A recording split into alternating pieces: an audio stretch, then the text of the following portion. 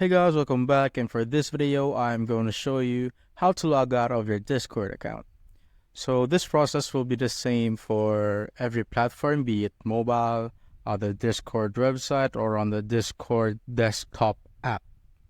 So first, what you'd want to do is just go to user settings, which can be seen on the lower left of your screen here on the gear icon. Just click on that.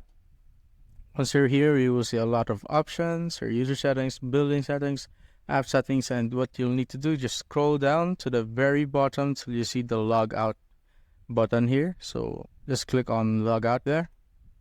And are you sure you want to log out? Just click on this red button. And boom, you are now logged out. And if you want to log in again, you could either log in with the saved account in your Discord, or you could add an account just like so. You could log in with QR code, or with email or phone number and your password.